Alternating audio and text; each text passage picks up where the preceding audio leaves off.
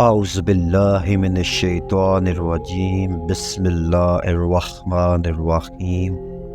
السلام علیکم ناظرین، آج کی اس ویڈیو میں ہم یہ جانیں گے کہ 7 زمین اور 7 آسمان سے کیا مراد ہے۔ تو شروع کرتے ہیں اللہ کے نام سے جو بڑا مہربان نہایت رحم کرنے والا ہے۔ ناظرین، اللہ تعالیٰ فرماتا ہے وہ اللہ ہی ہے جس نے 7 آسمان بنائے اور زمین اور ان جیسی 7۔ اس کا حکم ان آسمانوں اور زمینوں کے درمیان اترتا ہے تاکہ تم جان لو کہ اللہ ہر چیز پر قادر ہے، اور یہ کہ اللہ ہر چیز کو اپنے علم میں گھیرے ہوئے ہیں۔ ناظرین، اس آیات میں اللہ تعالی ہمیں بتاتا ہے کہ اس نے 7 آسمان اور 7 زمینیں پیدا کی جن کے درمیان اس کا حکم نازل ہوتا ہے۔ اس سے مراد اس کے قوانین اور احکام ہیں، اور اس کے احکام جن کے ذریعے ہر چیز کا کنٹرول ہے، اور اس کی نشانیاں واضح کی جاتی ہیں تاکہ اس کے بندے جان لیں کہ خلقت اور حکم اسی کا ہے، اور اس کے پاس کمال و حکمت کامل قدرت ہے۔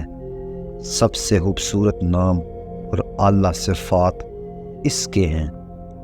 ایک ایٹم یا چھوٹی سی چیونٹی کا وزن بھی اس کی طاقت اور علم سے باہر نہیں ہے، اور تاکہ وہ جان لیں کہ وہ لوگوں کو ان کے مرنے کے بعد دوبارہ زندہ کرنے پر قادر ہے، اور ان کو زندہ کر سکتا ہے، اور ان کو ان کی قبروں سے زندہ کر سکتا ہے تاکہ وہ اس سے محبت کریں اور اس کی عبادت کریں، اور وہ اس کے فرما بردار ہوں گے۔ اس کے رسولوں کو یہ وہ مقصد ہے جس کے لیے اس نے بنی نوح انسان کو پیدا کیا۔ ناظرین، ابن کثیر رحمہ اللہ نے کہا، اللہ تعالی ہمیں اپنی کامل طاقت اور مطلق قدرت کے بارے میں بتاتا ہے تاکہ یہ ہمیں اس کے سچے دین کی تعظیم کرنے کی ترغیب دے جو اس نے مقرر کیا ہے۔ اللہ تعالیٰ فرماتا ہے وہ اللہ ہی ہے جس نے 7 آسمان بنائے ہیں اور زمین کو ان جیسی 7۔ ناظرین، شوکانی رحمہ اللہ کہتے ہیں اور زمین کی اس جیسی کا مطلب ہے اور اس نے زمین کو ان جیسی چیز پیدا کی، یعنی 7 زمین کی سطحوں کی نوعیت کے بارے میں اختلاف تھا۔ قرطبی نے اپنی تفسیر میں کہا ہے ان کے بارے میں علماء کرام کا اختلاف ہے، اور اس میں 2 قول ہیں۔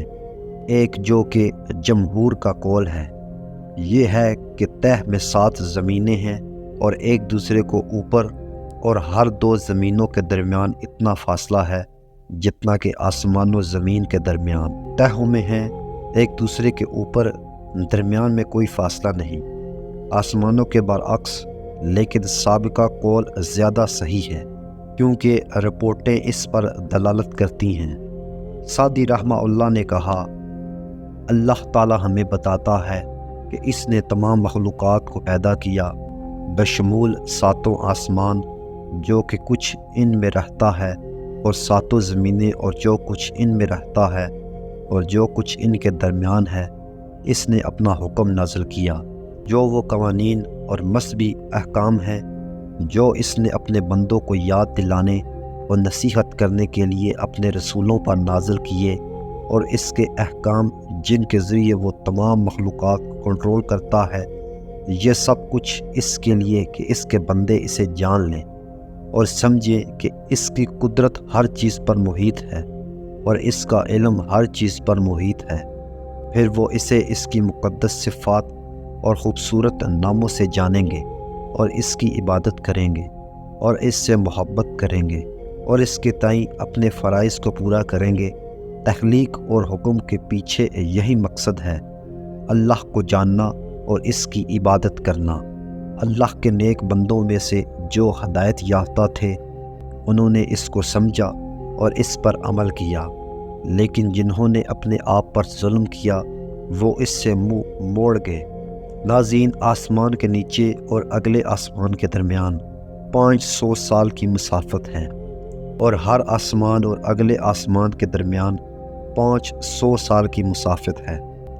ناظرین، پس آسمان 7 ہیں اور زمینیں 7 ہیں، اور یہ اللہ کی قدرت کامل سے ہے، اور اللہ کا حکم اور حکم ان کے درمیان اترتا ہے۔